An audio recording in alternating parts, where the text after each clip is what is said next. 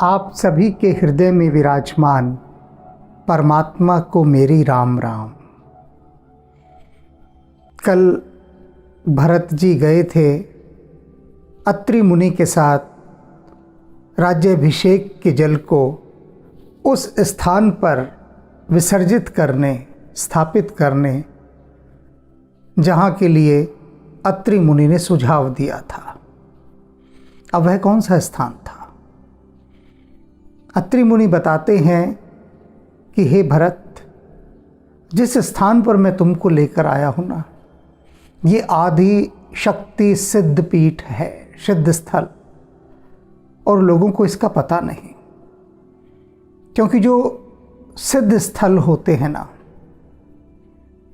वे बहुत गोपनीय होते हैं, सार्वजनिक नहीं होते। बस कुछ विरले लोग ही उनको जानते हैं, सिद्धि स्थलों को, और अत्रि उन्हीं विरलों में से हैं। उन्होंने दिखाया एक बहुत ही अथाह कुआं, बहुत गहरा कुआं, और उस कुएं के साथ ही भरत जी ने एक नए कुएं का निर्माण करके वहां उस जल को स्थापित कर दिया। अत्रि मुनि ने उस कुएं का नाम भरत कूप रखा और कहा, जो भी इस कुएं के जल में आकर स्नान करेगा वह मनसा वाचा कर्मणा पवित्र हो जाएगा। यह वरदान दे दिया। अब इसके बाद राज्याभिषेक के लाए हुए जल की स्थापना तो हो गई। अब वे सब लोग वापस लौटते हैं प्रभु श्री राम के पास। कहत कूप महिमा सकल, गए जहां रघुराव। लौटे उसके बाद भगवान श्री राम के पास, और उस कुएं की और उस स्थान की महिमा प्रभु राम को अत्रि मुनि ने बताई। अत्रि सुनाऊ रघुबीर ही, तीर्थ पुण्य प्रभाव। और रघुनाथ जी को अत्रि जी ने उस पुण्य क्षेत्र का, उस तीर्थ क्षेत्र का प्रभाव बताया, महात्म्य बताया, महिमा बताई उसके। कहत धर्म इतिहास सप्रीति, भयहु भोर निसिसो सुख बीते। और उसके बाद धर्म का वो पूरा इतिहास बताते रहे, प्राचीन कथाएं सुनाते रहे। अब यह आप देखिए बात, प्रभु श्री राम को अत्रि मुनि प्राचीन इतिहास बता रहे हैं। यहाँ ये समझने वाली बात है, बहुत गहरी। जैसे आज हम कह रहे हैं प्रभु श्री राम की कथाएं, आज कह रहे हैं ना, हजारों साल बाद। तो उस समय, आज से हजारों वर्ष पूर्व, अत्रि मुनि प्रभु श्री राम को उनसे भी पहले की हजारों वर्ष पूर्व का धर्म का इतिहास बता रहे हैं। उस आद्य शक्ति स्थल की भी महिमा बता रहे हैं, प्राचीन तीर्थ कालों की महिमा बता रहे हैं, तीर्थ स्थानों के। अब आप सोचिए कि पहले कितने कौन कौन से तीर्थ स्थान रहे होंगे, सब गायब हो गए ना, विलुप्त हो गए। अभी कहा अत्रि मुनि ने कि हे भरत, यह जो स्थान मैं तुमको दिखा रहा हूं ना, ये आदि शक्ति स्थल है, सिद्ध पीठ, और लोग जानते नहीं, इसको पता ही नहीं किसी को। ऐसे गहन वन में है। और उस समय अत्रि जी प्रभु श्री राम को जो कथाएं सुना रहे हैं, धर्म का इतिहास सुना रहे हैं पुराना, इससे समझिए कि भारतीय संस्कृति विश्व की प्राचीनतम संस्कृति है। इससे प्राचीन कुछ नहीं। अब तो जो बहुत पढ़े लिखे इतिहासकार हैं, उन्होंने भी यह कह दिया कि जिस समय यह पूरा संसार घुटनों के बल सरक रहा था, रेंग रहा था, उस समय भारत एक युवक के समान युवावस्था में घूम रहा था। यानी कितना अंतराल, कितना गैप, कितना डिस्टेंस है संस्कृतियों में, कि भारत कितना उन्नत था। विश्व की प्राचीनतम संस्कृतियों में, प्राचीनतम भाषाओं में भारत का नाम आता है, संस्कृत का नाम आता है, यहाँ की संस्कृति का नाम आता है। और ये इस वाक्य से साफ पता लग रहा है। कहत धर्म इतिहास सप्रीति। अब देखिए एक बात, एक एक चीज़ यहाँ पर ना चुगने के समान है, जैसे पक्षी एक एक दाना चुगते हैं, एक एक शब्द चुगने जैसा है। कह रहे हैं वो धर्म और इतिहास तो बता रहे हैं अत्रि मुनि। कैसे बता रहे हैं? सब प्रीति प्रेम के साथ, श्रद्धा के साथ, आस्था के साथ, भावना के साथ, यूं ही नहीं कह रहे। आप जरा सोचिए कि जब आप किसी तीर्थ स्थान का वर्णन करते हैं तो कैसे करते हैं? क्या रूखा सूखा करते हैं या भाव के साथ करते हैं? आप मेरा अभिप्राय समझ गए होंगे कहने का। तो इस प्रकार से अत्रि मुनि बड़े श्रद्धापूर्वक प्राचीन इतिहास का, धर्म का वर्णन कर रहे हैं। भयहु भोर, सुबह हो गई वर्णन करते करते। निस्सो सुख बीती, पूरी रात सुख से बीती। सारी रात वो सुनाते रहे, सारी रात। इसे कहते हैं जागरण। इसका नाम जागरण है। ये जो जगराता होता है ना, ये है जगराता। अत्रि मुनि वहाँ पर कोई माइक पकड़कर माइक के तारों को अपने पैरों से बचाते हुए, नाचते हुए, कूदते हुए, शोर मचाते हुए, लाउडस्पीकर लगाते हुए कोई जागरण नहीं कर रहे हैं। अत्रि मुनि प्रेम पूर्वक सुना रहे हैं और लोग कम नहीं हैं वहाँ पर। इसे जागरण कहते हैं कि जाग कर सुमिरन करना, कथाएं कहना, शोर नहीं मचाना। बड़ा अंतर होता है। अत्रि मुनि जिस ढंग से कथा सुना रहे हैं, जिस भाव से, जिस प्रेम से, वैसा जो जागरण करने वाली प्रोफेशनल पार्टियां आती वो थोड़ी ना सुनाएंगे। उनका तो काम है, आ रही हैं, दिखाएंगी अभिनय करके वैसा कि बड़े भाव से हैं। कुछ होते भी हैं भाव से, ऐसी बात नहीं है, लेकिन अधिकांश पूरे मोहल्ले को सारी रात नहीं सोने देते। वो जबरदस्ती नहीं सोने देते। यहाँ ये लोग सुखपूर्वक, उसीलिए मैं कह रहा हूँ एक एक दाने को चुगना है। क्या कह रहे हैं? भयहु भोर निस्सो सुख बीती, सुख से सारी रात बीती। गली मोहल्ले में ढमाढम हो रही है, कान फोड़ो लाउडस्पीकर लगे हैं, कहाँ सुख से रात बीतती है। लोग बद्दुआएं दे रहे होते अपने अपने घरों में बैठे। एक आध जिससे सहन नहीं होता वो बाहर आके लड़ने झगड़ने लग जाता है, बाकी सब चुप करके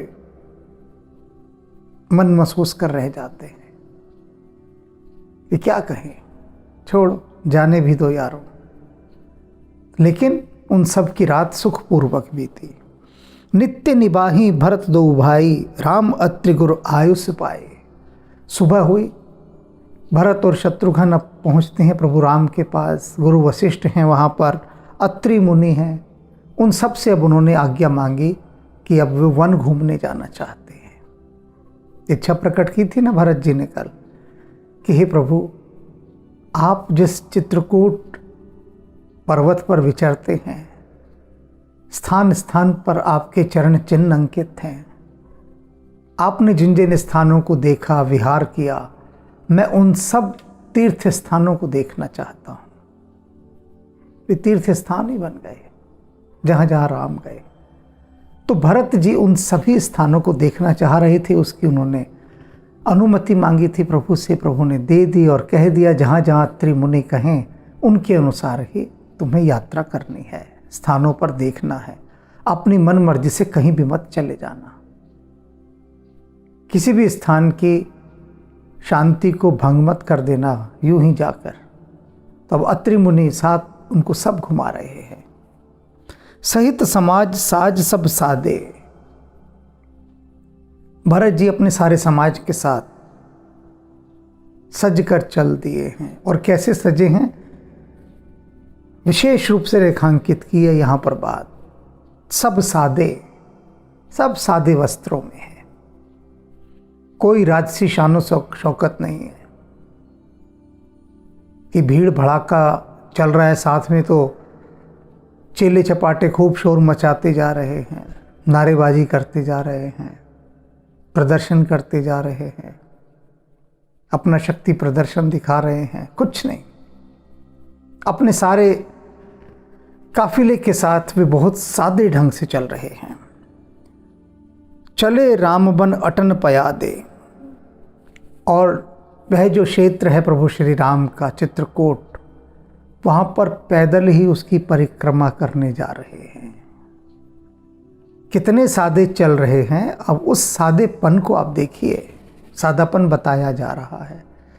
यूं ही नहीं कह दिया कि सादे चल रहे हैं। सादे में क्या क्या है भैया? जैसे पूछते हैं ना कोई लोग, कोई कहता है भाई बड़ा साधारण सा सादा भोजन बना है, सीधा सादा, तो पूछते हैं जरा बता तो दो सीधे सादे में क्या क्या है, हम भी तो जान लें।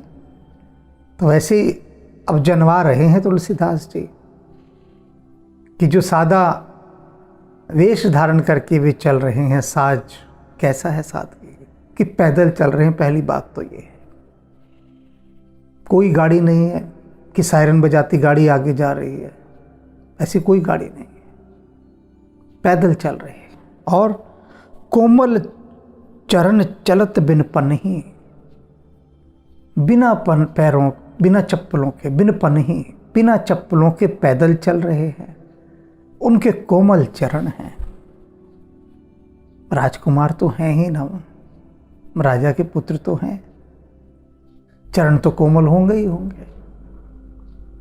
और नंगे पैर वो चल रहे हैं, नंगे पैर, कोई चप्पल जूता कुछ नहीं पैरों में पहना। ऐसी बात नहीं कि है नहीं उनके पास भाव, श्रद्धा, अवस्था कि मेरे प्रभु जिन मार्गों पर नंगे पैर चले, मैं वहां पर चप्पलें पहन के जाऊं, जूते पहन कर जाऊं? नहीं, नंगे पैर। भई मृदु भूमि सकुच मनमय ही। और जो वहां की भूमि है, जिस रास्ते से भरत जी जा रहे हैं, वो धरती बड़ी संकुचित हो गई, सकुचा गई, लजा गई कि भरत जी आ रहे हैं, बिना चप्पलों के आ रहे हैं, कोमल उनके चरण हैं। और मेरे ऊपर तो न जाने क्या क्या पड़ा होता है जो कष्ट दे सकता है। तो बहुत सकुचा गई धरती। कुश कंटक कांकरी कुरारी। कुश ऐसी घास होती है कि जो पैरों में लग जाए तो आरी की तरह पैर को काट देती है, ऐसी ऐसी घास है। कंटक कांटे हैं, कांकरी कंकड़ हैं, कुरारी कड़वी और कठोर कठोर झाड़ियां हैं, कटुक कठोर कुबस्तु दुराही। और न जाने कैसी कैसी कठोर और बुरी वस्तुएं मार्ग पर पड़ी होती हैं। तो धरती ने उन सब को छुपा दिया, सबको धरती ने रास्ते से हटा दिया। मही मंजुल मृदु मार्ग कीने। और धरती ने उन सब चीज़ों को हटाकर उन रास्तों को बहुत ही कोमल और सुंदर बना दिया। बहत समीर त्रिभद सुख लीने। और त्रिविध पवन शीतल मंद बयार बहने लगी, सुगंधित। ऐसा परिवेश वहाँ का सुंदर कि भरत जी जिस रास्ते पर से जा रहे हैं ना, उस रास्ते से धरती ने सकुचा कर खुद ही सारे कंकड़ पत्थर कांटे झाड़ियाँ ये सब हटा डाली, सब हटा दी। नरम हो गई धरती खुद। और मही मंजुल मृदु मार्ग कीन्हे। और उस धरती ने उन कांटों भरे रास्तों को कोमल बना दिया।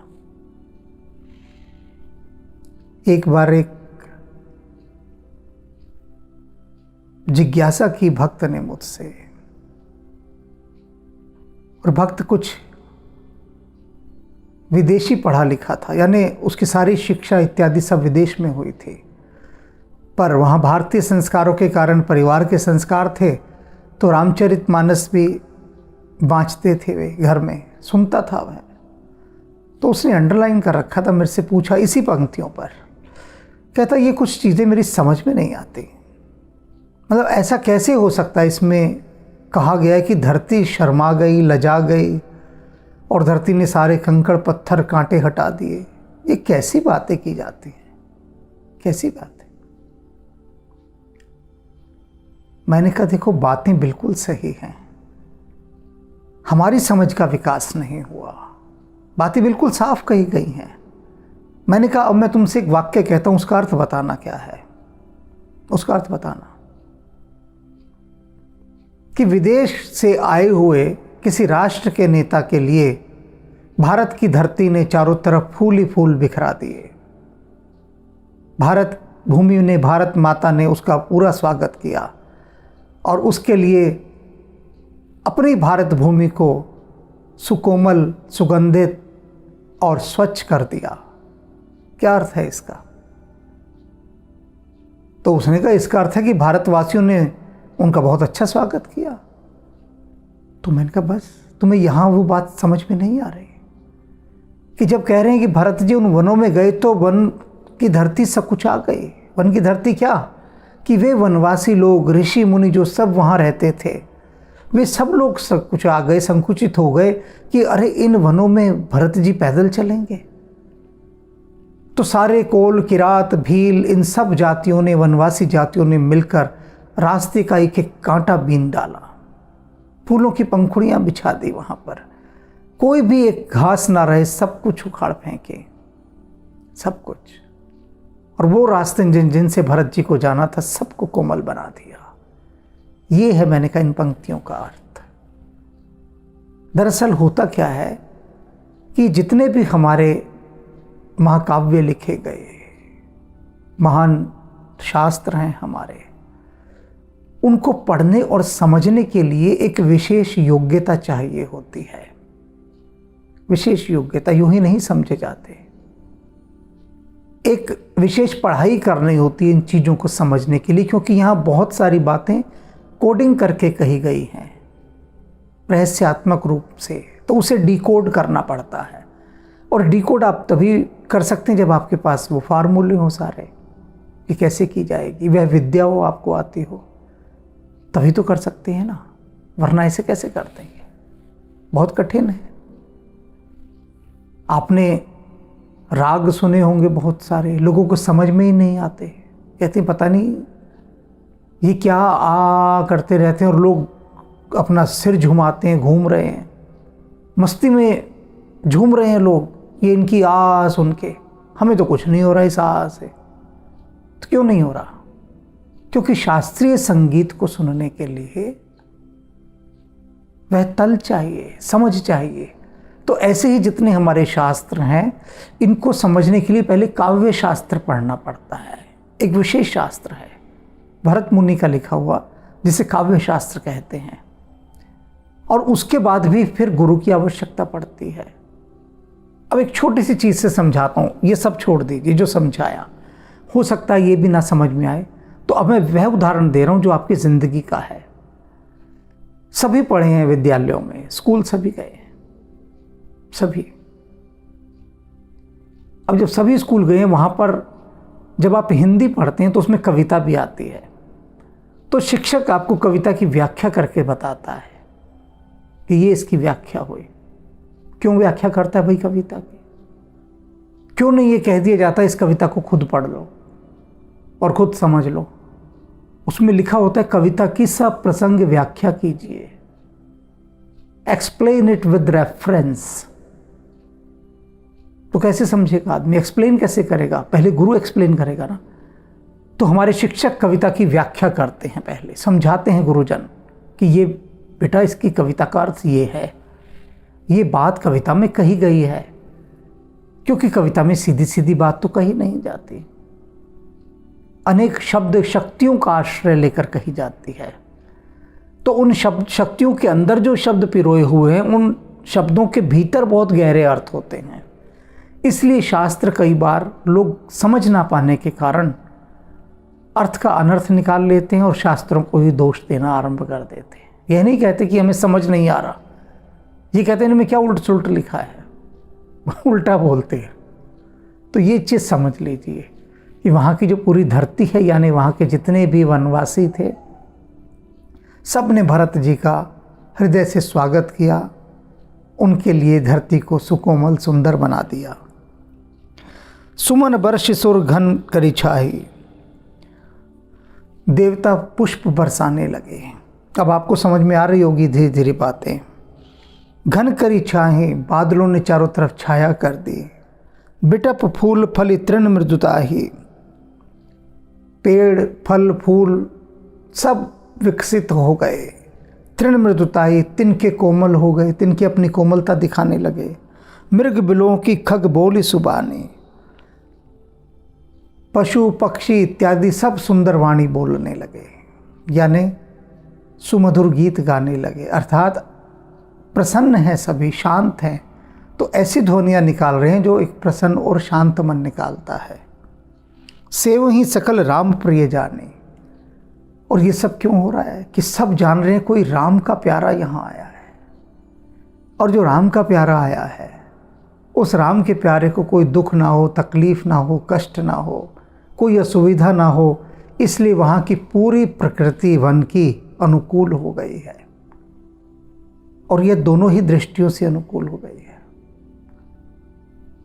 भौतिक दृष्टि से भी, यानी वनवासी इत्यादि सब रहने वाले वे अनुकूल हो गए, सेवा में आ गए, सारे सब भरत जी की सेवा में आ गए। और दूसरा, जब इतनी दिव्य ऊर्जा कहीं से निकलती है तो प्रकृति स्वयं सुंदर हो जाती है, प्रकृति पर उसका प्रभाव पड़ता है।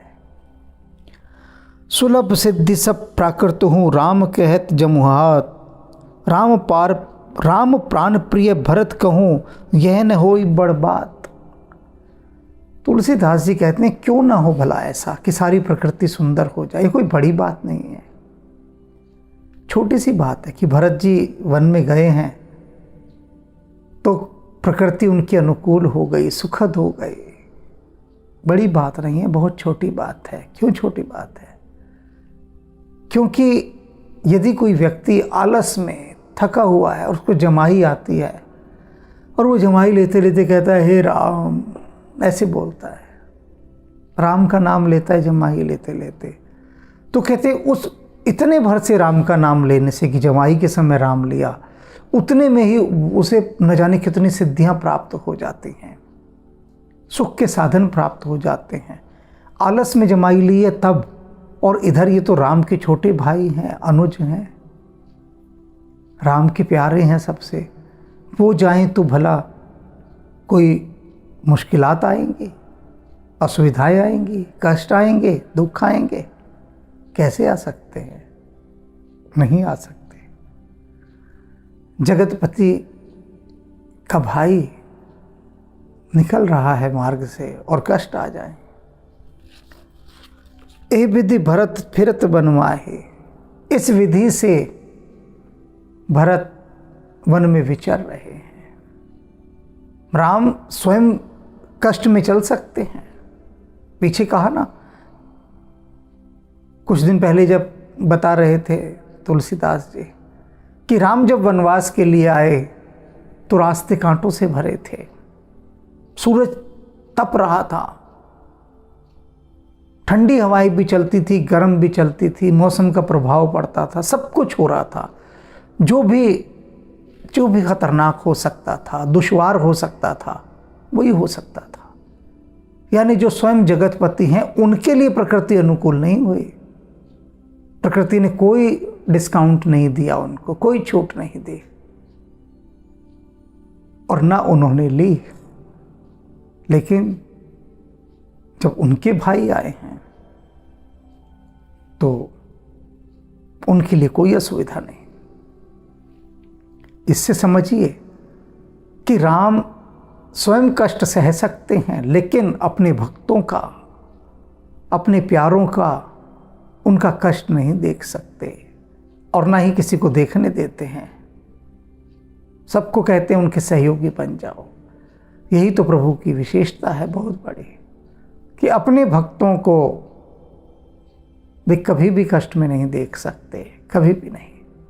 भक्त ही अपनी नासमझी और अपनी मूर्खता में स्वयं कष्टों में घिरा रहे तो बात अलग है, जानबूझकर। अन्यथा राम की शरण में यदि चला गया फिर कैसा कष्ट, कौन सा कष्ट। एहि विधि भरत फिरत बन माही, नेम पेम लखि मुनि सकुचाहे। भरत जी इसी तरह से उन वनों में विहर रहे हैं, फिर रहे हैं, और उनका नियम और प्रेम देखकर जो वहाँ के ऋषि मुनि हैं वो भी लज्जित हो गए, उनका सिर लज्जा से झुक गया कि हम क्या राम को प्रेम करते हैं, कुछ प्रेम नहीं करते। सारा दिन राम हमारे पास हैं, करीब हैं, हमें उनका कुछ महत्व ही नहीं पता, कोई वैल्यू नहीं पता। जब देख रहे हैं कि भरत जी का नियम और प्रेम कैसा है, तब उनके सिर शर्म से झुक रहे हैं, लज्जा से, कि प्रेम हो तो ऐसा हो। जिस जिस स्थान पर राम रुके, उस स्थान को वो रुक रुक कर नमस्कार कर रहे हैं। जहां जहां उनके चरण पड़े, उसकी धूल को उठाकर माथे से लगा रहे हैं। जिस स्थान पर राम ने थोड़ी देर विश्राम किया, उस वृक्ष की पूजा कर रहे हैं। ऐसा भाव, ऐसा प्रेम, ऐसा नियम, और नियम भी कैसा कि जैसे मेरे प्रभु, मेरे नाथ, मेरे स्वामी, मेरे श्री राम पैदल जिन जिन मार्गों से गए, जो उन्होंने वल्कल वस्त्र धारण किए हुए थे, वही वस्त्र मैं धारण करूंगा। उसी प्रकार से ऋषि मुनियों के वस्त्र ही धारण करके वे उन सब रास्तों से जा रहे हैं, नमस्कार करते जा रहे हैं। और इसको देख देख कर जो ऋषि मुनि हैं, वो शर्म से शर्मसार हो गए, लज्जित हो गए कि प्रेम और नियम तो ऐसा होता है। ये है प्रेम राम के प्रति जो भरत जी करते हैं। हम कहाँ का प्रेम करते हैं कि जिस वस्तु को छू दिया राम ने, वह वस्तु भरत जी के लिए पूजनीय हो गई, श्रद्धेय हो गई। यह है प्रेम। पुण्य जलाश्रय भूमि विभागा, खग मृग तरु तृण गिरि बन बागा। सब कुछ उन्होंने उस स्थान का देखा। वो सारे पुण्य सरोवर, बावड़ियाँ, जलाशय जितने थे, जहाँ जहाँ राम गए थे। भूमि विभागा, भूमि के सारे विभाग जहाँ जहाँ राम जाते थे। अत्रि मुनि के साथ गए हैं। पूछ रहे हैं अत्रि मुनि से, बताइए प्रभु राम कहाँ कहाँ गए, क्या क्या उन्होंने देखा। वही सब मैं देखना चाहता हूँ जो उन्होंने देखा। देखते हैं कैसा प्रेम है कि वहीं वहीं ले जाइए मुझे। तो ले जा रहे हैं अत्रि मुनि। खग मृग तरु तृण गिरि बन बागा। वे सारे पशु पक्षी, तिनके, वन, बाग, उपवन, पहाड़, पर्वत सब दिखा रहे हैं। चारु विचित्र पवित्र विशेषी, बूझत भरत दिव्य सब देखी।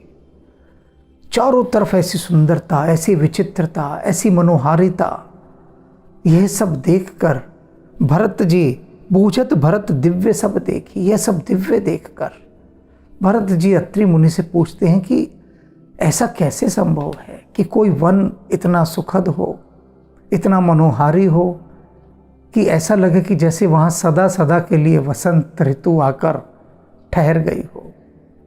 ऐसा कैसे हो सकता है भला? क्योंकि भरत जी ने ऐसा वन कभी देखा ही नहीं था जो हर प्रकार से इतना सौंदर्य संपन्न हो। पूछ रहे हैं बड़े आश्चर्यचकित होकर कि इसका कारण क्या है। इस वन की इतनी दिव्यता, सुंदरता, मनोहारिता, विचित्रता, ऐसी ऐसी चीज़ें दिखाई दे रही हैं जो हमने कहीं देखी नहीं। इन सब का कारण क्या है, पूछ रहे हैं वे अत्रि जी से। तो अत्रि मुनि इसका उत्तर देते हैं। सुन मन मुदित कहत ऋषि राव। भरत जी की यह बात सुनकर अत्रि जी बहुत प्रसन्न हुए। मन मुदित, मन ही मन में बहुत प्रसन्न हुए। क्यों प्रसन्न हुए? कि ये तो राज की बात पकड़ गया भरत। अद्भुत है भरत, जिस बात को कोई नहीं पकड़ सका उसको भरत ने पकड़ लिया। अत्रि मुनि मन मन में ये सोच रहे हैं। प्रेम आ रहा है भरत पर, लाड आ रहा है, सम्मान से भर गए हैं, मन मुदित, प्रसन्न मन से। और क्या बोलते हैं वे ऋषि श्रेष्ठ अत्रि जी? हे तु नाम गुण पुण्य प्रभाव। कहते हैं पुत्र भरत, यह सब जो तुम इतनी दिव्यता, पवित्रता, विचित्रता देख रहे हो, ये नाम के पुण्य प्रभाव के कारण है। राम यहाँ पर रह रहे हैं। ये सारी महिमा राम के नाम की है। ये सारा पुण्य जो तुम सर्वत्र देख रहे हो, ये प्रभाव देख रहे हो, ये प्रभाव वन का थोड़ी ना है। ये राम नाम के पुण्य का प्रभाव है, राम नाम की शक्ति का प्रभाव है, राम स्वयं इस स्थान पर उपस्थित हैं। यह राम का प्रभाव है। कतहु निमज्जन कतहु प्रणामा। भरत जी तो प्रेम में ऐसे बावरे हुए पड़े हैं। कतहु निमज्जित, जहां सरोवर देखते हैं वहीं स्नान करने लग जाते हैं। जहां सरोवर देखते हैं, बताते हैं अत्रि जी, इस सरोवर में आए थे प्रभु राम, उन्होंने जल का आचमन किया, हाथ धोए, बैठे सरोवर के किनारे, बस फिर क्या था, स्नान करने लगे उस जल में। और कतहु प्रणामा, कहीं बताया कि इस पेड़ के नीचे बैठे थे, इस पत्थर पर बैठे थे, उसको हाथ जोड़ के प्रणाम कर रहे हैं, खड़े हो गए हैं उसके आगे कि धन्य है यह पत्थर, धन्य है यह वृक्ष। कैसी प्रेम की रीति है भरत जी की। कतहु बिलोकत मन अभिरामा, और कतहु बिलोकत, कभी किसी स्थान को लगातार टकटकी लगाकर प्रेम पूर्वक देखते ही जा रहे हैं, देखते ही जा रहे हैं। अत्रि मुनि ने बताया होगा कि देखो भरत, इस स्थान से राम उस पर्वत को निहार रहे थे। बस भरत जी तो जैसे वहां राम ही हो गए, राम की ही दृष्टि से वो उस स्थान को निहारते रहे, निहारते रहे। ऐसी भाव दशा में भरत जी विचर रहे हैं, विहर रहे हैं उस वन में। कतहु बैठ मुनि आयुष पाए, किसी स्थान पर वो मुनि श्रेष्ठ अत्रि जी की आज्ञा पाकर बैठ जाते हैं। मन करता होगा कहीं यहाँ बैठ जाऊं, तो पूछा उनसे कि क्या यह स्थान ऐसा है कि मैं बैठ सकता हूँ। उन्होंने अनुमति दी, तब बैठे वो, तो कभी वहाँ बैठ जाते हैं। सुमिरत सिय सहित दो भाई, फिर उस स्थान पर बैठकर शत्रुघ्न के साथ राम, लक्ष्मण और सीता, इन तीनों का सुमिरन करते हैं, ध्यान करते हैं। सीता राम जी का जाप कर रहे हैं, लक्ष्मण जी को भी सुमिरन कर रहे हैं। बैठ गए उस स्थान पर, भाव समाधि लग गई। देख सुभाव स्नेह सुसेवा, देहि असीस मुदित बन देवा। जो वन देवता हैं चित्रकूट के, देख रहे हैं, देख स्वभाव, भरत जी का स्वभाव देख रहे हैं कैसा है। स्नेह सुसेवा, राम के प्रति उनका प्रेम देख रहे हैं। सुसेवा, उनकी सुंदर सेवा देख रहे हैं। देहि असीस मुदित बन देवा, और प्रसन्न मन से वन के देवता भरत जी को शुभाशीष दे रहे हैं। फिर ही गए दिन प्रहर 28, 2.5 पहर बीत गया वहाँ पर, घूमते घामते देखते। प्रभु पद कमल बिलोक ही आई, लौट कर आए और प्रभु श्री राम के चरण कमलों के दर्शन किए। देखे थल तीरथ सकल, भरत 5 दिन मांझ। भरत जी वहाँ पर 5 दिन रहे और 5 दिनों तक चित्रकूट के सारे तीर्थ स्थानों को, उन सब जगहों को जहाँ जहाँ प्रभु श्री राम गए थे, सब को देखाए, सब जगहों को। कहत सुनत हरि हर सुजस, गए हूँ दिवस भई झांझ। और भगवान विष्णु और महादेव जी इन सब का सुमिरन करते हुए, इनकी गाथाएं सुनते हुए, इस तरह से रोज शाम बीतती थी, रात बीतती थी, और ऐसे कर कर के वहाँ पर 5 दिन बीत गए। भोर नहाई सब जुरा समाजो। 5 दिन बीत चुके हैं, अब 6ठा दिन शुरू हो रहा है। 6ठे दिन की सुबह है, भोर सुबह हो गई।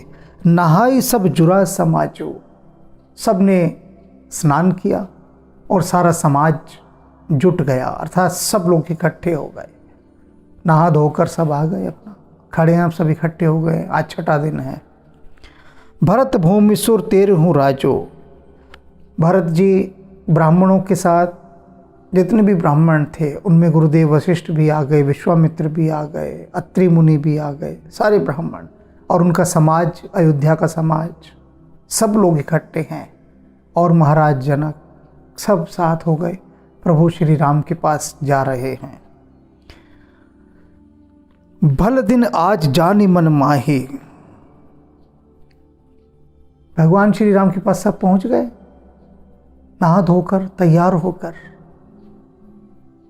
देखा भरत जी को भगवान श्री राम ने कि अपने सारे समाज के साथ, ब्राह्मणों के साथ, सबके साथ आए हुए हैं।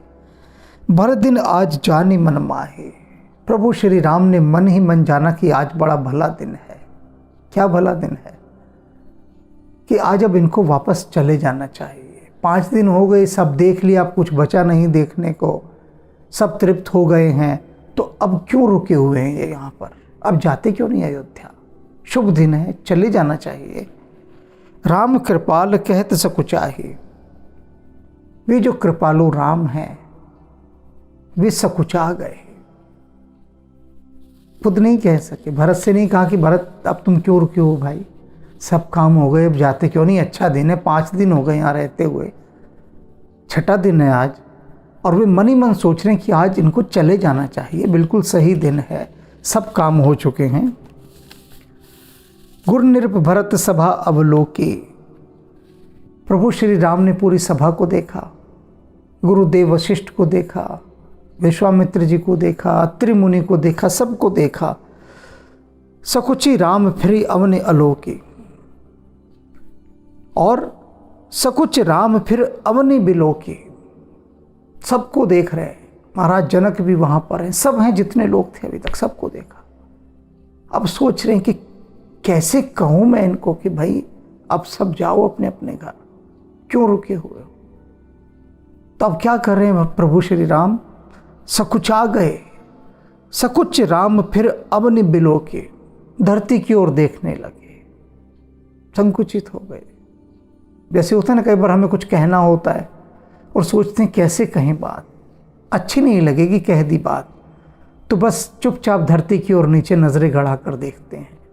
तो ऐसे संकुचित हो गए प्रभु श्री राम और धरती की ओर ही देखने लगे कि मुझसे तो कहा नहीं जाएगा इनसे कि चले जाओ। मन में चाह रहे हैं अच्छा दिन है, चले जाना चाहिए। सील सराही सभा सब सोची। तो जितनी सभा है, जितने लोग आए हुए हैं, कोई बेवकूफ लोग थोड़ी ना है, सब समझदार हैं, सयाने हैं। सब जान जाते हैं कि प्रभु राम क्या सोच रहे हैं।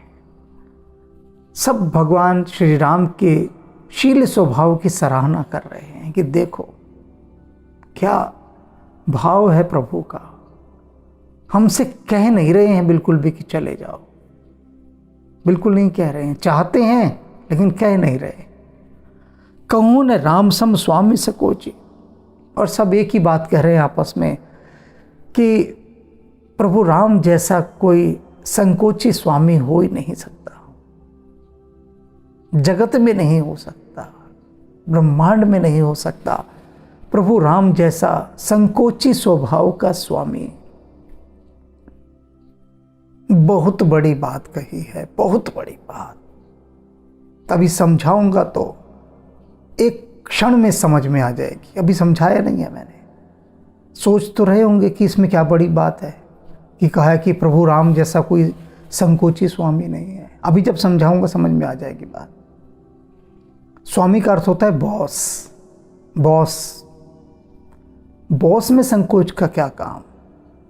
बॉस तो डांट डपट के बात करता है, गुस्से में बात करता है, अपमानित करके बात करता है, शर्मसार करता है, सामने खड़े खड़े कपड़े उतार देता है, ऐसी बेइज्जती करता है बॉस, धमकाता है।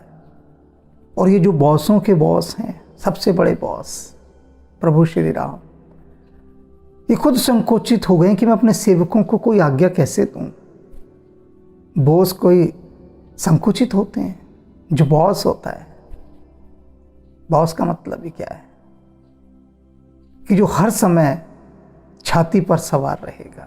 आप चाहे कितने ही सही क्यों ना हैं, वो आपको गलत घोषित करेगा ही करेगा। क्योंकि जब तक वह आपको गलत नहीं करेगा तब तक अपना वर्चस्व कैसे स्थापित करेगा।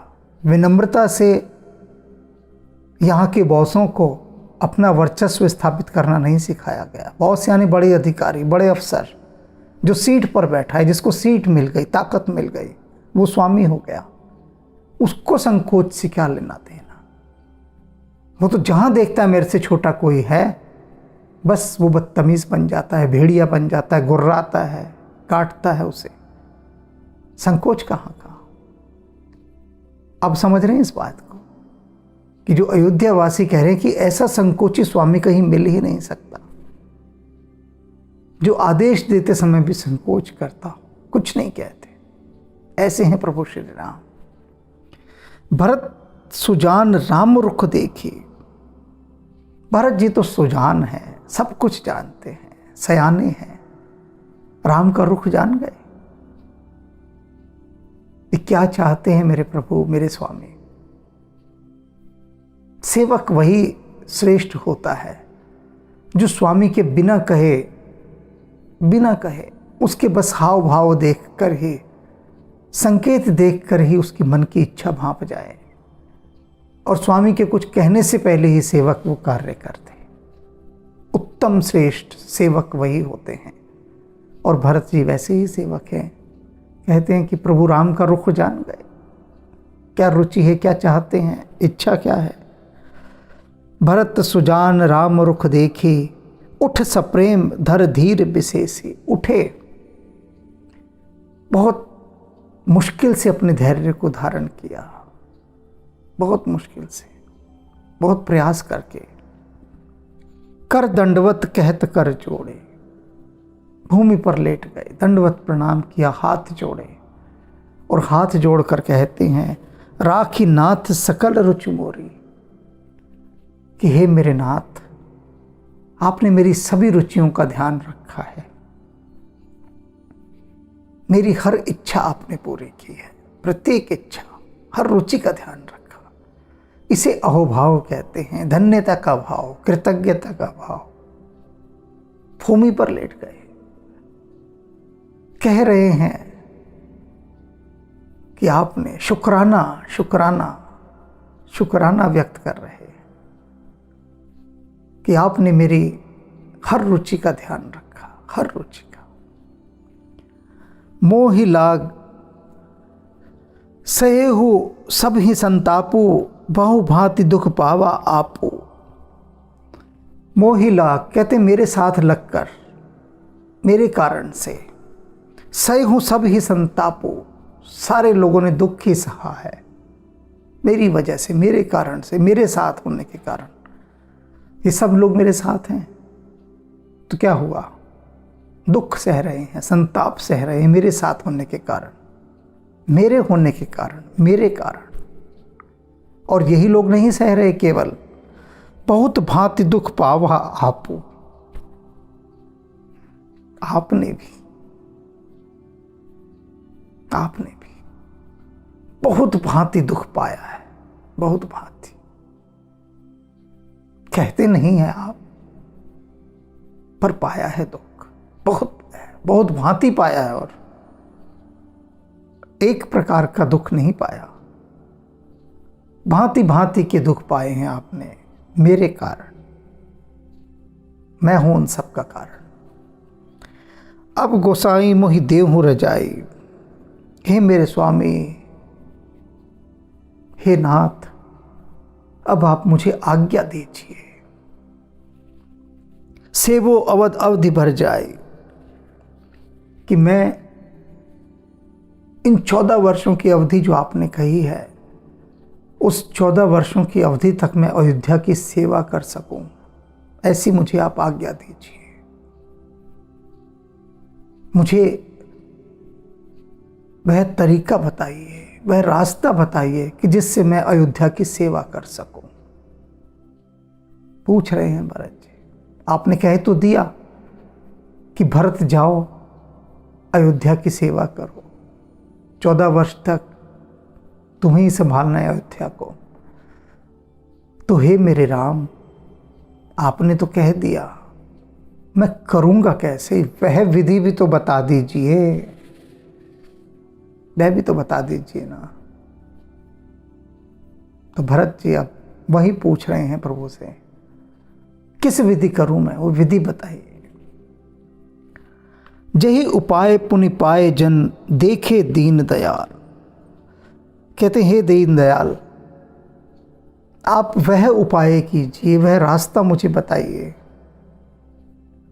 जिससे कि जब 14 वर्ष बाद आप आए तो मैं आपके दर्शन कर सकूं। वह युक्ति बता दीजिए। नहीं समझे ना अर्थ इसका? मुश्किल है समझना, मुश्किल है। समझाता हूं कि भरत जी यह क्यों कह रहे हैं कि वह विधि बता दीजिए जिससे कि जब आप 14 वर्ष बाद लौटें तो मैं आपके चरण कमलों के दर्शन कर सकूं। क्योंकि भरत जी को संदेह है कि राम के बिना क्या वे 14 वर्ष जी पाएंगे।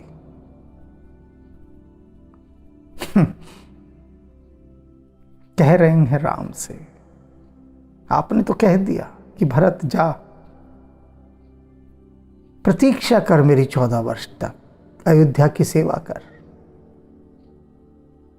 पर यह नहीं बताया आपके बिना 14 वर्ष जीऊंगा कैसे।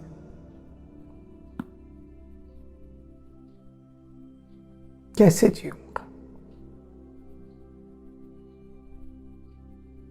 जब अयोध्या लौटते हैं भरत अपने ननिहाल से, पता लगता है, सुनते हैं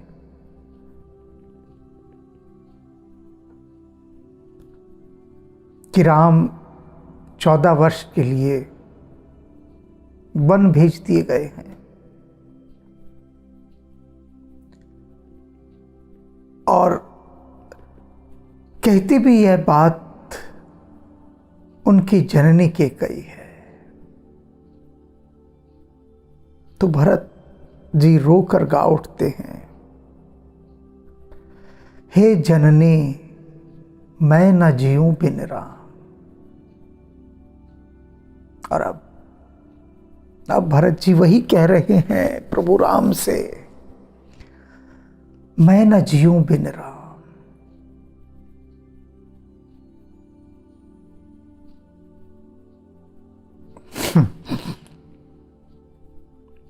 चौदह वर्ष,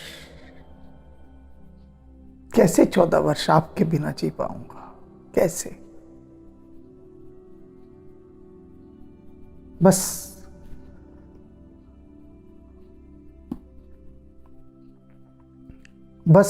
वह रास्ता बता दीजिए,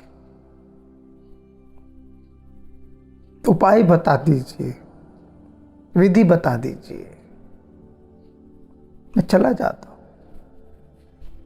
14 वर्ष आपकी प्रतीक्षा कर लूंगा, पर 14 वर्ष तक जीवित कैसे रहूंगा? वह राज जे ही उपाय पुनि पाए जन देखे दीन दयाल। हे दीन दयाल, आपके चरण कमलों को मैं 14 वर्ष बाद देख भी पाऊं, ऐसा उपाय कर दीजिए। सो सिख देहि अवध लग कौशल पाल कृपाल। हे कौशलाधीश, हे कृपालो, हे सो सीख देव, वह शिक्षा मुझे दे दीजिए, वह रास्ता बता दीजिए अवध लगी को। जो अवधि आपने दी है मुझे 14 साल की, वो मैं काट सकूं, उसका रास्ता बता दीजिए। पुरजन परिजन प्रजा गुसाई, सब सुचि सरस स्नेह सगाई। कह रहे ये जो जितनी भी प्रजा है हमारी, परिजन परिवार के जन हैं, सब कैसे हैं? पवित्र हैं। सब सुचि सरस स्नेह सगाए, सब बड़े प्रेम पूर्ण हैं, स्नेहपूर्ण हैं। इनसे मुझे कोई दुख तकलीफ नहीं, कोई कष्ट नहीं इनसे। बड़ी अच्छी प्रजा है, मंत्रिमंडल बहुत अच्छा है, परिवार के लोग बहुत अच्छे हैं, कोई बुरा नहीं है, रसपूर्ण है सारे, प्रेम पूर्ण है सारे, सभी अच्छे हैं। लेकिन इन सब के बावजूद भी राउर बद भल भव दुख दाहो। यदि आप साथ हैं ना, तो संसार का बड़े से बड़ा दुख भी हमें दुख नहीं लगेगा, अगर आप साथ हैं तो। और यदि आप साथ नहीं हैं तो प्रभु बिन बाद परम पद लाहो। यदि आपका साथ नहीं है और मोक्ष भी मिल जाए तो मोक्ष पद भी लाभदायक नहीं है, वह भी दुखदायी है। आपके बिना अयोध्या, सब अच्छा है मेरे लिए वहां पर, लेकिन आप नहीं है तो कुछ अच्छा नहीं है, सब दुखदायी है आपके बिना। स्वामी सुजान जान सब ही के, रुचि लालसा रहन जन जी के। कहते हैं, हे स्वामी, सुजान जान सब ही के, आप सबके हृदय की बात जानते हैं, सबके हृदय की। रुचि लालसा रहन जन जी के, आप मुझ सेवक के मन की लालसा, इच्छा, रुचि क्या है सब जानते हैं, आपसे कुछ भी नहीं छिपा। प्रणत पाल पाल ही सब काहो, देहु देहु दिसी और निपाहू। भरत जी कह रहे हैं कि मुझे भरोसा है, जानता हूं मैं कि आप अंत तक साथ निभाएंगे दोनों तरफ से, कहीं से भी मुझे आप अकेला नहीं छोड़ेंगे। आपका साथ मेरे पास हमेशा है, मेरे साथ हमेशा है, ये मैं जानता हूँ अच्छी तरह से। असमोही सब विधि भूरी भरोसो, मुझे सब प्रकार से ऐसा पूरा भरोसा है हर तरह से कि आप मेरा साथ कभी नहीं छोड़ेंगे। कि ये विचार ने सोच खरोसो, और तिनके बराबर भी मुझे कोई शक शुबा नहीं है इस बात में, तिनके बराबर भी आप हर समय मेरे साथ हैं, यह मैं जानता हूँ। आरत मोर नाथ कर छोहो, दूह मिली कीन ढीठ खट मोह। कहते हैं कि आरत मोर नाथ कर छोहो, कि मेरी दीनता और आपका जो प्रेम है मेरे प्रति, उन सब ने मिलकर मुझे ढीठ बना दिया है, जो मैं इतनी बड़ी बड़ी बातें बोल गया हूँ आपके आगे। ये आपने जो मुझे इतनी छूट दे रखी है ना, यह उसी का नतीजा है, आपका जो प्रेम है उसी का नतीजा है कि मैं आपके आगे इतना सब कह रहा हूँ। यह बड़ दोष दूर कर स्वामी, मेरे इस बड़े दोष को दूर करके ही मेरे स्वामी, तज सकोच सिखई अनुगामी, मुझे आप शिक्षा दीजिए, उपदेश दीजिए, ज्ञान दीजिए। मैंने कहा है भी आपसे कि मैं कैसे अयोध्या का पालन कर सकता हूँ, तो ये सब बातें जो मैंने कही, इतनी सब बातें जो बोल गया, इसीलिए बोल गया कि मैं जानता हूँ आपका मेरे प्रति कितना स्नेह है, प्रेम है, सब बातें मैं जानता हूँ। और अपनी दीनता भी पहचानता हूँ कि मैं कितना दीनहीन हो गया हूँ, खुद को कितना कमज़ोर, बेबस, लाचार महसूस कर रहा हूँ, ये सब चीज़ें भी जानता हूँ, और इसीलिए मैंने ये सब बातें कह दी हैं। यह बड़ा दोष दूर कर स्वामी, हे मेरे स्वामी, मेरे इस बड़े दोष को दूर कीजिए, और तज सकोच, सारे संकोचों को छोड़कर सिखई अनुगामी, मुझे शिक्षा दीजिए जिससे मैं अनुगामी बन सकूं, उनका पालन कर सकूं। भरत विनय सुन सभी प्रशंसी, भरत जी की ऐसी विनय सुनकर, विनती सुनकर सभी उनकी बहुत प्रशंसा करने लगे। खीर नीर विवरण गति हंसी, कहते हैं कैसी गति है भरत जी की, जैसे हंस की जो दूध का दूध और पानी का पानी कर देता है, ऐसी उनकी वाणी है हंस के समान। दीन बंधु सुन बंधु के बचन दीन छलहीन, ये जो दीन बंधु हैं प्रभु श्री राम, उन्होंने जब अपने भाई के ऐसे वचन सुने, कैसे वचन के बचन दीन छलहीन, जो बहुत ही दीन थे, दुखी थे, ऐसे वचन सुने, विनती भरे वचन सुने, और कैसे थे, छलहीन, जिनमें किसी प्रकार का कोई छल कपट नहीं था, ऐसे वचन दीन दयाल प्रभु श्री राम ने सुने भरत जी के। देश काल अवसर सरिस बोले राम प्रवीण, देश काल और अवसर के अनुसार बात करने वाले प्रभु श्री राम जो इसमें निपुण हैं, वे अब भरत जी से क्या कहते हैं उनकी सारी बात सुनने के बाद। और जो बात कही बड़ी अनुकूल बात कही, कहते ही वे अनुकूल बात हैं, सब कुछ देखकर, हालात देखकर, सब कुछ देखकर, देश काल, तात तुम्हार मोर परिजन की, चिंता गुरहि नृपि घर बन के। कहते हैं हे तात, हे पुत्र, भरत से कहते हैं तुम मेरे भरोसे क्यों रह रहे हो? मेरे भरोसे क्यों हो बताओ? तुम्हार मोर परिजन की, कहते हम सबकी जो चिंता है, मेरी, तुम्हारी, परिवार के लोगों की और ये अयोध्या, इस सबकी चिंता गुर ही निरप ही घर बन के। इन सब की चिंता करने वाले गुरुदेव वशिष्ठ जी और जनक जी हैं। वे हमारी चिंता करेंगे। और भरत, तुम मुझसे कह रहे हो कि मैं तुम्हारी चिंता करूं, अयोध्या की चिंता करूं, इन सारी चिंताओं का निवारण मैं करूं? मैं कौन होता हूं? मैं खुद इनके आश्रित हूं। तो सुन लो मेरे भाई, तुम्हारी, मेरी, परिवारजनों की, अयोध्या की, इन सब की चिंता करने वाले तो गुरुदेव वशिष्ठ और जनक जी हैं।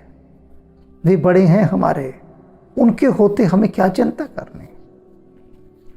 माथे पर गुर मुनि मिथिलेशो, कहते हमारे माथे पर, हमारे सिर पर तो किसकी छाया है? मुनि की, गुरु की, गुरु वशिष्ठ जी की। मुनि कौन? विश्वामित्र जी, उनकी। और मिथिलेशो, मिथिला के नरेश, महाराज जनक। इतने लोग हमारे रक्षक हैं। तुम चिंता क्यों करते हो इनके होते हुए? हम तुम ही सपने हो न कलेश हो। अरे मुझे और तुम्हें, हम दोनों को सपने में भी कोई दुख नहीं हो सकता इनके होते हुए। और तुम घबरा रहे हो, डर रहे हो कि मैं कैसे अयोध्या का राज चलाऊंगा। ये है ना, इनके होते सपने में भी ना तुम्हें ना मुझे, दोनों को कोई दुख तकलीफ नहीं हो सकती। हमारे बड़े हैं, देख रहे हैं बड़ों का होना। राम जी भी कितना स्वीकार करते हैं कि उनकी छत्र छाया है, उनकी छत्र छाया ही रक्षा करती है। ये बड़ों की महिमा है। अनेक लोग अपने माता पिता को अपने घर से बाहर निकाल देते। वे यह नहीं जानते कि उनके ही आशीर्वाद से, उनकी ही दुआओं से, उनकी ही आशीषों से उनको सब कुछ मिल रहा है। नहीं जानते। जानते होते तो क्यों निकालते? क्यों करते ऐसा? पूछते ही नहीं उनको क्यों करते? हैं ऐसे, बहुत हैं। और बहुत ऐसे भी हैं जो सिर माथे पर माता पिता को बिठा के रखते हैं। इनकी भी संख्या कम नहीं है। दोनों की संख्या अपने अपने पूरे जोश शोर के साथ है। दोनों की ही संख्याओं में कमी नहीं है। लेकिन यह बताने के लिए प्रभु राम ने ये नहीं कहा कि भरत तू चिंता मत कर, मैं तेरे साथ हूं। भरत जी कह रहे हैं कि मुझे कोई चिंता नहीं, मैं जानता हूं आप हर समय मेरे साथ हैं। लेकिन प्रभु श्री राम कह रहे नहीं,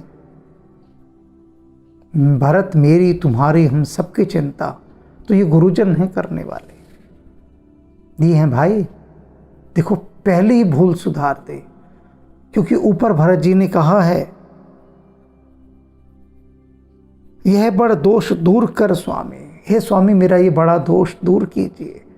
तो राम जी ने तत्काल दोष दूर कर दिया। यहाँ समझाया भरत को कि क्या कह रहा है तो मुझे श्रेय दे रहा है, मुझे दे रहा है, तुझे दिखते नहीं? गुरुदेव, विश्वामित्र और महाराज जनक, अरे इनकी शरण में रहे, मैं खुद इनकी शरण में हूं। ये हमारे बड़े हैं, इनके होते हुए में कोई दुख तकलीफ नहीं। पहला ही एकदम करेक्शन कर दिया, वहां पे सुधार कर दिया, दोष निवारण कर दिया। मोर तुम्हार परम पुरुषार्थ, स्वार्थ सुजस धर्म परमारथ। कहते हैं भरत सुन, मेरा, मोर तुम्हार परम पुरुषार्थ, मेरा और तुम्हारा जो सबसे बड़ा पुरुषार्थ यानी कर्तव्य है इस समय क्या होना चाहिए उसे सुन लो।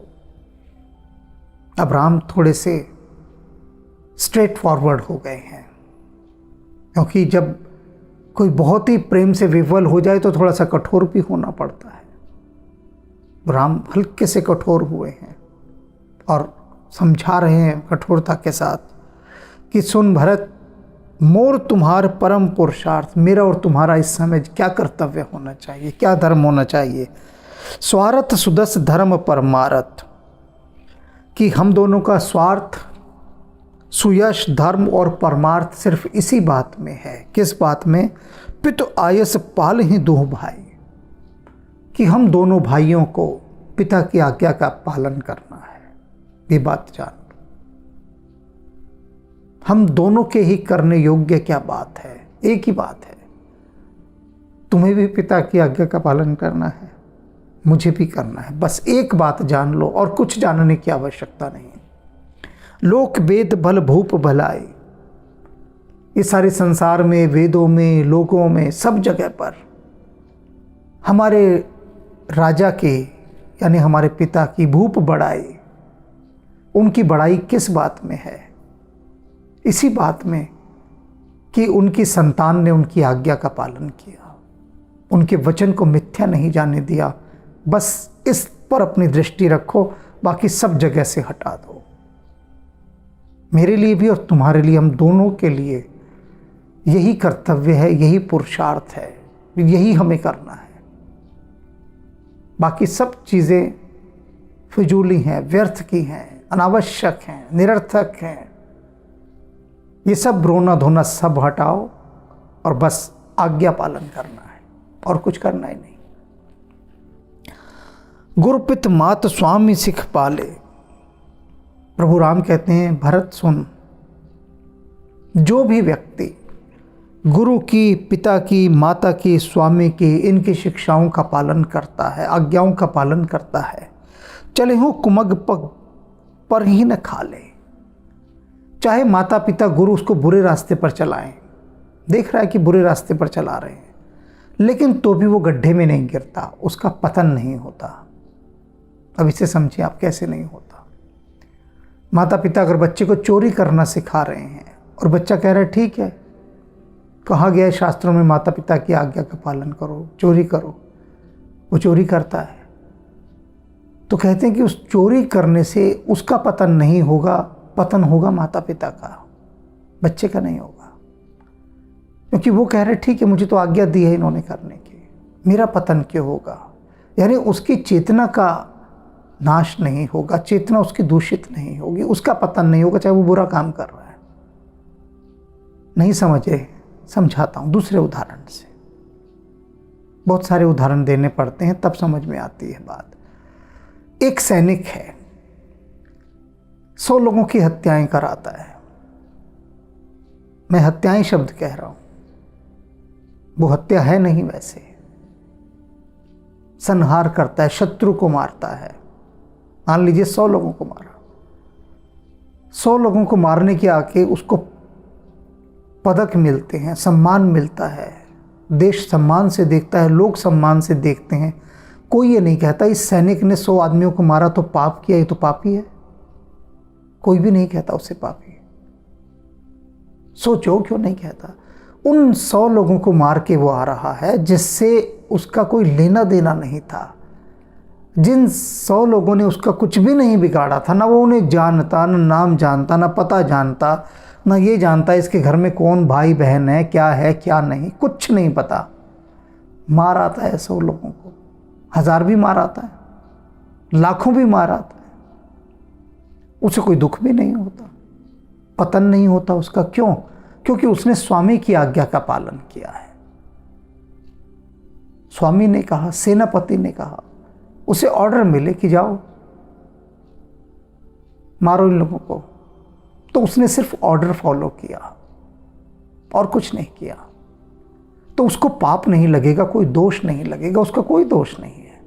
उसने तो स्वामी की आज्ञा का पालन किया। दोष लगना होगा तो स्वामी को लगेगा, यदि वह गलत हुआ तो उसको लगेगा। भूल चूक लेनी देनी सब उसकी होगी, सेवक की नहीं होगी। उसने तो आज्ञा पालन किया। अब एक जल्लाद है, कितने लोगों को मारता है, लेकिन राजा आज्ञा दे रहा है कि सजाए मौत। अब जो जल्लाद है उसको थोड़ी ना पाप लगना है, कोई पाप नहीं लगना। लेकिन वहीं एक व्यक्ति को कोई मार देता है तो उसको दोष लगता है। सैनिक सैकड़ों लोगों को मार देता है तो उससे दोष नहीं लगता। तो ये सब गहरी बातें अब आपको समझ में आ रही होंगी कि स्वामी का निर्देश, दिशा निर्देश, उसकी आज्ञा पालन। यहां ये बात राम भरत को समझाने के लिए कह रहे हैं। बात के मर्म को समझना है। भगवान बुद्ध कहते थे, संसार में विवेकशील वही है जो बात का मर्म समझे। अब गहराई यहां की डेप्थ समझो, क्योंकि राम जानते हैं कि भरत जी के माता पिता, गुरु, परिवार संबंधी इत्यादि एक भी व्यक्ति ऐसा नहीं है जो इनको बुरे पथ पर चलाएगा। एक भी व्यक्ति। तो भरत को समझाने के लिए वे कह रहे हैं कि माता पिता अगर तुम्हें बुरे रास्ते पर भी चलाएं तो भी समझ लो तुम्हारा बुरा नहीं है, क्योंकि भरत को कन्विंस करना है, उसको समझाना है। ये विधि है प्रभु के समझाने की कि कैसे भरत को समझाएं। तो कह रहे हैं कि हालांकि तुम समझ रहे हो ये बात भरत कि पिता ने ये अच्छा नहीं किया, सही आज्ञा नहीं दी कि मुझे अयोध्या का राज दे दिया, आपको वनवास दे दिया, मैं इससे असहमत हूं, मैं इससे स्वीकार नहीं करता। लेकिन फिर भी भरत तुम्हें करनी होगी, क्योंकि चाहे तुम मान रहे हो भीतर ही भीतर कि ये गलत आज्ञाएं हैं, लेकिन फिर भी तुम्हारा पतन नहीं होगा इस आज्ञा से। जिस संदर्भ में, जिस कॉन्टेक्स्ट में ये बात राम कह रहे हैं, हमें उस चीज को पकड़ना है, सिर्फ उतनी चीज को। अब इस चीज को कोई ना पकड़ ले कि अगर मेरे पिता कह रहे हैं कि जाओ डाके डालो, तो मैं तो कल से ही डाके डालना शुरू कर दूंगा, क्योंकि प्रभु राम कह रहे हैं भरत जी से। इसका ये अर्थ बिल्कुल भी मत ले लेना, क्योंकि शास्त्रों में एक बात और भी कही गई है इसके समानांतर, कि यदि माता पिता गलत रास्ते पर चलें तो सात्विक पुत्र का धर्म है कि वो उन्हें सदपथ पर लाए। यदि गुरु भ्रष्ट मार्ग पर चले तो शिष्य का धर्म है कि वह उसे सतपथ पर लाए। कितने ज़्यादा हमारे यहाँ ऑप्शंस हैं, विकल्प हैं। ऐसा नहीं है कि गुरु कुछ भी कहता जा रहा है तो, और यदि वह संसार के हित में नहीं है तो उसे मान लिया जाए। इन सब की कसौटी एक ही चीज़ कही गई है कि जो भी आपको आदेश दिए जाते हैं उनमें क्या संसार का भला हो रहा है या संसार की हानि हो रही है। ये मापदंड है, ये स्केल है। कोई भी आज्ञा आपको दी गुरु ने, माता पिता ने, तो उस आज्ञा में ये देखो कि इससे क्या संसार का भला होगा या उसका बुरा होगा। बस वही निर्णय हो जाता है। अगर उनकी आज्ञाओं से सबका भला हो रहा है तो वो अच्छी आज्ञाएं। तो ये भेद करना, डिफरेंसेस करना, पहचानना, कई कसौटियाँ इस समय यहाँ तुलसीदास जी ने हम सबको दे दी हैं, हमें उन्हें समझना है। गुरपित मात स्वामी सिख पाले, चलहु कुमग पग पर ही न खाले, अस विचार सब सोच बिहाई। प्रभु कह रहे हैं भरत जी से कि भरत, इन सब बातों को सोचते हुए जो मैंने तुम्हें बताई है, इन सब बातों को सोचते हुए सारी चिंताओं को छोड़ दो, सब चिंताएं छोड़ दो, सब सोच बिहाई, बिसरा दो सारी सोच को, सब चिंताओं को। पाल हूँ अवध अवधि भर जाए। और जो मैंने कहा है, तुम्हें समझाया है, सिखाया है, इस तरह से तुम 14 वर्ष तक अयोध्या का पालन करो, सब हो जाएगा। बस यही ध्यान रखना है कि हमें एक ड्यूटी दी गई है, हमारी रिस्पॉन्सिबिलिटी है, हमारा दायित्व है, नैतिक दायित्व कर्तव्य पालन, हमारा धर्म है कि हम अपनी माता पिता की आज्ञाओं का पालन करें, और ये उनकी आज्ञा है कि उनके वचन को हमें सत्य सिद्ध करना है। तो तुम अपना काम करो। तुम्हें जो चार्ज सौंपा गया है, अयोध्या का चार्ज 14 साल के लिए तुमको दे दिया, और मेरे पिता ने मुझे जंगलों का चार्ज सौंप दिया है। जंगलों का राजा हूं अब मैं। कोई काट के दिखाए जंगल, आए काटे लकड़ी जरा बेचते। राम के रहते कोई जंगलों को गंजा करके दिखाए ना। अगर वन अधिकारी राम जैसे हों, मजाल है कोई एक टहनी भी तोड़ कर ले जाए, मजाल है। और यहां तो हरे भरे जंगलों को एकदम नंगा करके छोड़ दिया। जम के काटे गए पेड़, जमकर अंधाधुंध कटाई की गई जंगलों की, अंधाधुंध। क्योंकि राम जो नहीं है वहां पर, तो कौन रक्षा करेगा जंगलों के? राम ही तो रक्षा करते थे, कौन करेगा? तो राम ने भरत को समझा दिया है कि भरत, 2 राजा बनाए हैं हमारे पिता ने, तुझे अयोध्या का, मुझे जंगलों का राजा बनाया। तो सबको अपने अपने राज्य का पालन पोषण करना है। तुम अयोध्या देखो, मैं दंडक वन देखता हूं। और अब हम सब अपने भीतर देखते हैं प्रभु राम को, देखें उनकी महिमा को, भरत जी की महिमा को। सुनना बहुत हो गया, अब सोने से पहले चिंतन करना है। जो जो बातें मैंने आज बताई हैं, आज बहुत धीर गंभीर गहन रहस्यात्मक चर्चाएं हुई हैं, उनका फिर पाठ करना है, उनकी जुगाली करनी है, तब बातें समझ में आएंगी। क्योंकि अब जो आगे आने वाला समय है ना, कल जो बात प्रभु श्री राम बताने वाले हैं, और गहरी बातें हैं, बहुत गहरी बातें हैं। इतनी गहरी कि अगर उतार ली जीवन में तो राम की कृपा प्राप्त हो जाएगी। जीवन स्वर्ग जैसा हो जाएगा, सुंदर सुखी, कोई दुख नहीं होगा, कोई कष्ट नहीं होगा। तो अब राम राम करने का समय आ गया है। सीताराम सीताराम सीताराम कहिए, जाहि विध राखे राम ताहि विध रहिए। सीताराम सीताराम सीताराम कहिए, जाहि विध राखे राम ताहि विध रहिए। सीताराम सीताराम सीताराम कहिए, सीताराम सीताराम सीताराम कहिए, जाहि विध राखे राम ताहि विध रहिए।